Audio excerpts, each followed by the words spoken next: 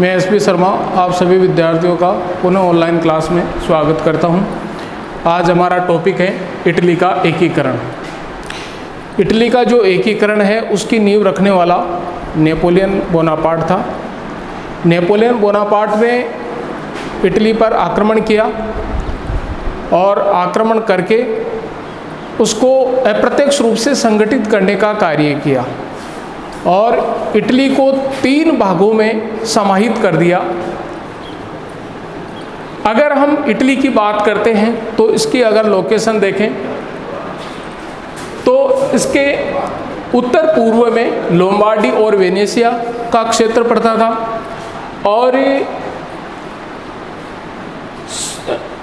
इसके अगर उत्तर और पश्चिम में देखें तो सार्डिनिया और पिडमांट का क्षेत्र पड़ता था, जहां पर सेवाई वंश का शासन था और लोम्बार्डी और वेनेशिया पर ऑस्ट्रिया का अधिकार था।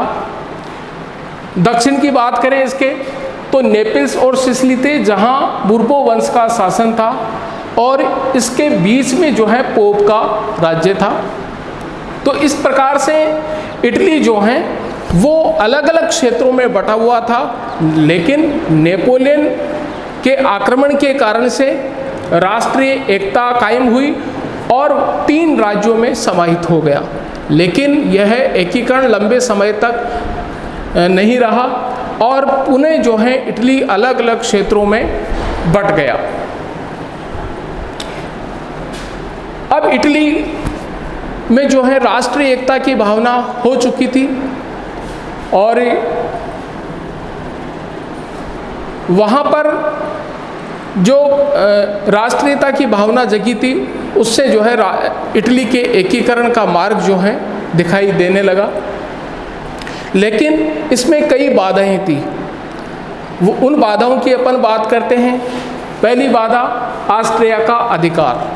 हम देख रहे हैं यहाँ पे लोम्बार्डी और वेनेशिया पर जो है ऑस्ट्रिया का अधिकार था, इसलिए ऑस्ट्रिया नहीं चाहता था कि उसके जो क्षेत्र हैं इटली में वो जो है समाप्त हो जाएं या उन पर अधिकार जो है उनका समाप्त हो जाए, इसलिए ऑस्ट्रिया जो है इसमें प्रमुख बाधा था।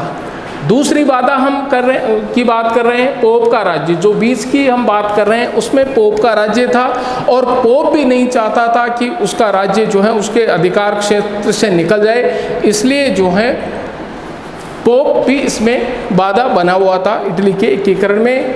तीसरी जो बाधा है राष्ट्रीय चेतना का अभाव। इटली में इतनी जो है राष्ट्रीय भावना जागृत नहीं हुई थी कि वहाँ पर जो है इटली का एकीकरण संभव हो। इसके अलावा एक बाधा थी सामंतवादी व्यवस्था। इटली में जो सामंतवादी व्यवस्था थी वो भी बाधा बनी हुई थी, क्योंकि इटली के जो सामंत थे वो नहीं चाहते थे कि उनका अधिकार समाप्त हो, इसलिए सामंत लोग भी इटली के एकीकरण में बाधक थे। लेकिन इन बाधाओं के बाद भी इटली के एकीकरण में कुछ सहायक तत्व थे जिनकी अपन बात कर रहे हैं। पहला सहायक तत्व है कार्बोनरी संस्था। इटली में यह कार्बोनरी संस्था एक गुप्त संस्था बनी हुई थी और इसकी स्थापना 1810 में नेपल्स में हुई। इस संस्था का उद्देश्य क्या था? इस संस्था का उद्देश्य था कि जो विदेशी जो सत्ता है उसको इटली से बाहर किया जाए, उसको बाहर का रास्ता दिखाया जाए। इसके अलावा इटली में स्वतंत्रता कायम हो, अर्थात इटली स्वतंत्र हो। इस कार्बोनरी संस्था का जो तिरंगा था, जो झंडा था, वो काला, लाल और नीला था। तो ये जो कार्बोनरी संस्था है, हालांकि ये सफल नहीं हुई अपने पूर्ण उद्देश्य में, लेकिन फिर भी इस कार्बोनरी संस्था ने इटली के एकीकरण में सहायता दी।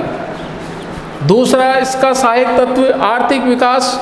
इटली में आर्थिक विकास पहले के मुकाबले अधिक हो रहा था, इसलिए आर्थिक विकास ने भी इसमें सहायता देने का काम किया। तीसरा इसका जो है सहायक तत्व है मेजिनी। मेजिनी ने युवा इटली की स्थापना की और इटली के लोगों को जागृत किया देश विदेश में वह गया, वहाँ जाकर के जो उसने देखा वो सारा लोगों को बताया। इसलिए मेजीनी ने इटली के एकीकरण में सहायता पहुँचाई। इसके अलावा जो कारण था, सार्डिनिया का जो शासक था, सार्डिनिया और पिडमोंट, वो शासक था चार्ल्स एल्बर्ट, और वह चाहता था कि उसके नेतृत्व में इटली का एकीकरण हो। इसलिए ये चार्ल्स एल्बर्ट भी जो है इटली के एकीकरण में एक सहायक तत्व था। इसके अलावा पोप का उदारवादी नीति, पहले के जो पोप थे वो इटली का एकीकरण नहीं चाहते थे, लेकिन परिस्थितियां बदली और अब जो पोप का जो है एक जो नीति है वो उदारवादी नीति आई। इसलिए पोप भी ये चाहता था कि इटली का एकीकरण हो। इसके अलावा विद्रोह हो रहे थे जगह जगह, सिसिली, नेपल्स, टस्कनी आदि भू क्षेत्रों में विद्रोह हो रहे थे और मांग की जा रही थी कि इटली का एकीकरण हो, इटली को स्वतंत्र किया जाए। तो ये जो है सहायक तत्व थे, जिसमें कार्बोनरी संस्था, इसके अलावा आर्थिक विकास, मेजीनी युवा, सार्डिनिया, पिडमोंट, चार्ल्स एल्बर्ट का योगदान, पोप की उदारवादी नीति, विद्रोह है जिसमें सिसिली और नेपल्स में, ये सहायक तत्व इसके बने। अब अपन बात करते हैं कि इटली का एकीकरण किसके नेतृत्व में हो। तो सार्डिनिया का जो शासन था, भूभाग था, वह बड़ा था, जनसंख्या की दृष्टि से भी और क्षेत्रफल की दृष्टि से भी, और इसका जो शासक था वो था विक्टर इमैनुअल, जिनका जीवन काल 1848 से लेकर के 1870 तक रहा। और विक्टर इमैनुअल कुशल शासक था, योग्य शासक था और इटली का एकीकरण करना चाहता था। विक्टर इमैनुअल को सार्डिनिया की जनता ईमानदार राजा मानती थी, ईमानदार राजा कहती थी। इसलिए इनके नेतृत्व में ही इटली का एकीकरण संभव था। इस इटली के एकीकरण में एक महान व्यक्ति ने अपना योगदान दिया और वो महान व्यक्ति था काउर। 3 लोगों ने इटली के एकीकरण में अहम भूमिका निभाई, मेजीनी, काउर और आगे अपन पढ़ने वाले हैं गैरिबाल्डी। तो काउर का जन्म हुआ 1810 में, सैनिक शिक्षा इनको प्राप्त हुई और सैनिक शिक्षा प्राप्त होने के बाद में सेना में ये शामिल हो गए, लेकिन इनका मन सेना में नहीं लगा क्योंकि ये उदारवादी विचारधारा के लोग थे और जो बात थी वो साफ ये कहते थे, इसलिए लोग इनके विरोधी हो गए और इनको 1841 में त्यागपत्र देना पड़ा। इसके बाद में काउर ने विक्टर इमैनुअल का सहयोग किया और उनके दरबार में आ गए और जो है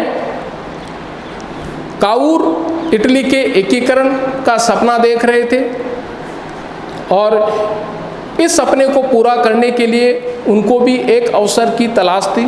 वह युद्ध क्रीमिया के युद्ध के रूप में उनको मिला।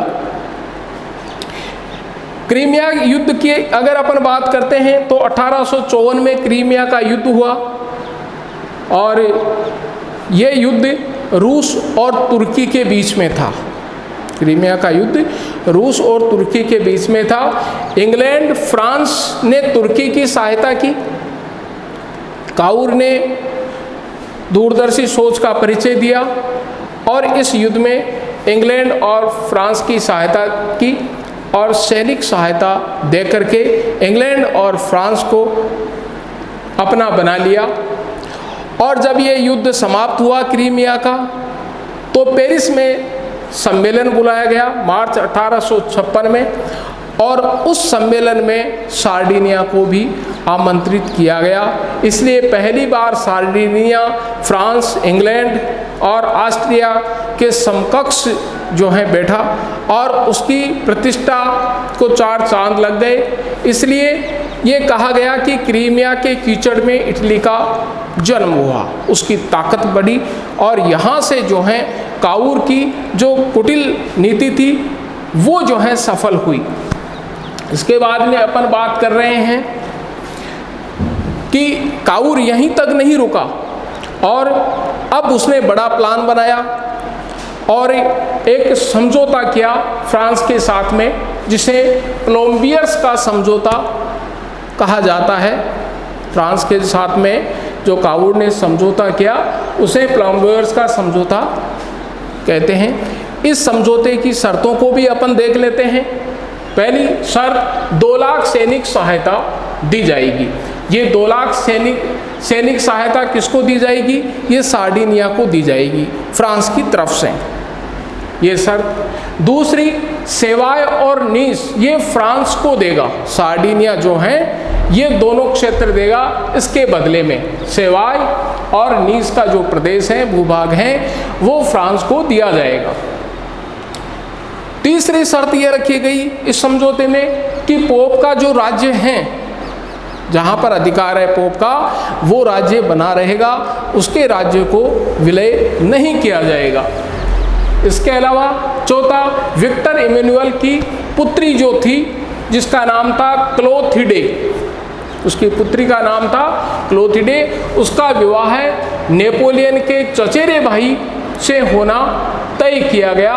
उस चचेरे भाई का भी नाम था प्रिंस जेरोम बोनापार्ट, उसके साथ में तय हुआ। ये भी काऊर की एक नीति थी ताकि वह समझौते से मुकर नहीं सके, इसलिए जो है विवाह के बंधन में बांध दिया।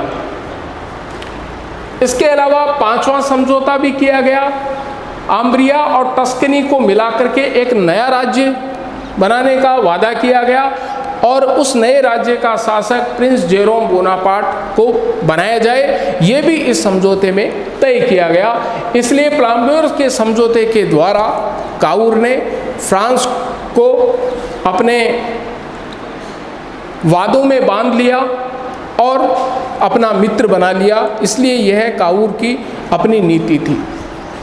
इसके बाद में जब फ्रांस उसका मित्र हो गया, उसकी ताकत बढ़ गई, तो फिर काऊर ने ऑस्ट्रिया के साथ में युद्ध करने का निर्णय लिया, क्योंकि ऑस्ट्रिया जो है लोम्बार्डी और वेनेशिया के भूभाग पर अधिकार किए हुए था और इसके साथ ही वह इटली के एकीकरण में बहुत बड़ी बाधा बना हुआ था। इसलिए काऊर ने ऑस्ट्रिया के साथ युद्ध करने का निर्णय लिया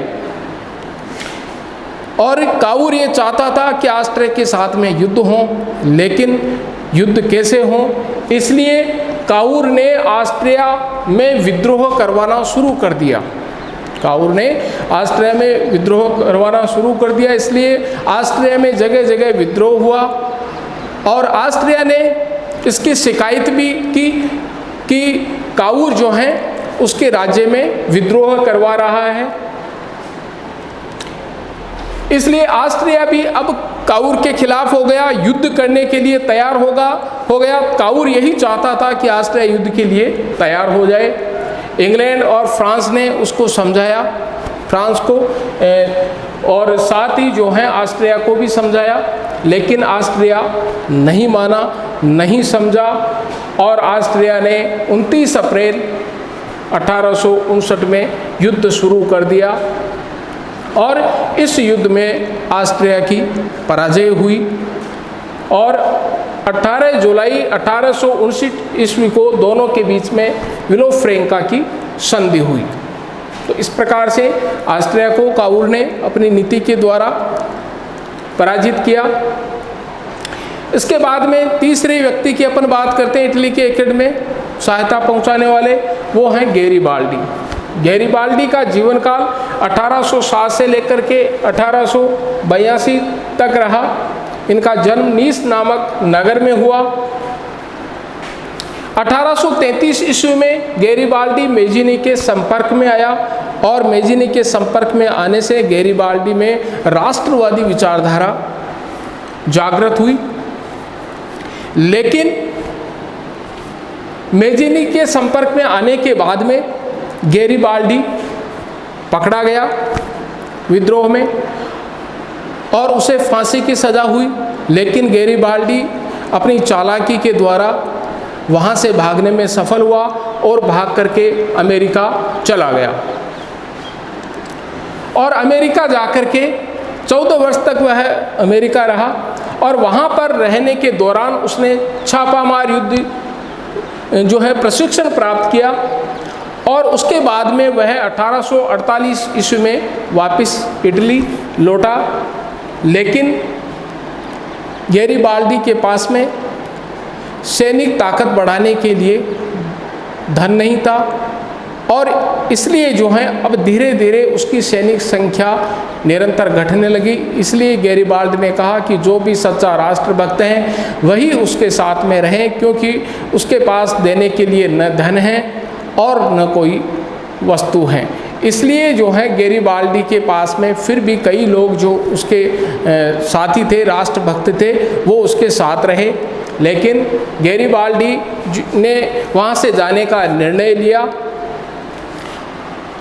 और अमेरिका वापस चले गए। 1854 में अमेरिका से धन कमा करके वापस लौटे और उसके बाद में अपना सेना का संगठन किया और 1856 ईस्वी में काउर के संपर्क में आए। इसी के साथ में ये अपनी ताकत बढ़ाते भी रहे और उसी दौरान सिसिली की जनता ने गैरिबाल्डी से प्रार्थना की कि वह उनको मुक्ति दिलाए। इसलिए गैरिबाल्डी ने उनकी प्रार्थना पर विद्रोह में शामिल होने का निर्णय लिया। लेकिन काउर नहीं चाहता था कि इस प्रकार से गैरिबाल्डी इन पर आक्रमण करें, क्योंकि काउर को ये भय था कि कहीं जो है इंग्लैंड और दूसरे देश हैं वो अगर उससे मिल गए तो जो है उनको उनसे युद्ध करना मुश्किल हो जाएगा। इसलिए जो है काउर जो है गैरिबाल्डी को पागल तक जो है कहने के लिए विवश हो गया, लेकिन गैरिबाल्डी रुकने वाला नहीं था। वहाँ सिसिली की जनता का उसने साथ दिया और जो है आगे बढ़ता चला गया। और अंत में जो है 7 नवंबर 1860 को गैरिबाल्डी के साथ नेपिल्स में सार्डिनिया के शासक ने प्रवेश किया। अर्थात 7 नवंबर 1860 को गैरिबाल्डी और सार्डिनिया के शासक में जो है समझौता हो गया और गैरिबाल्डी ने सार्डिनिया के शासक को इटली का स्वतंत्र राजा घोषित कर दिया। और इस प्रकार से जो है गैरिबाल्डी ने अपनी चतुराई के बल पर जो है सिसिली में विद्रोह को सफल बनाया। गैरिबाल्डी की अपन बात करें तो गैरिबाल्डी ज़्यादा पढ़ा लिखा नहीं था। उनके जो पिताजी थे वो समुद्र में जहाज़ के अधिकारी थे, इसलिए जब ज़्यादा ये पढ़ नहीं लिख पाए तो पिताजी ने जो है इनको जहाज़ में रखा। इसलिए उनको जो है समुद्र का अच्छा ज्ञान प्राप्त हो गया, इसलिए ये ज्ञान भी उनके जीवन काल में काम आ गया। इस प्रकार से इटली का एकीकरण हुआ और अंतिम जो चरण रहा वेनेशिया का चरण रहा। ये अंतिम चरण जो है जर्मनी के एकीकरण के समय पूरा हुआ। 1866 में वेनेशिया को भी इटली में मिला दिया गया और इस प्रकार से इटली का संपूर्ण एकीकरण हुआ। तो आज हम इस टॉपिक को यहीं पर समाप्त करते हैं और आगे दूसरा हम टॉपिक लेंगे।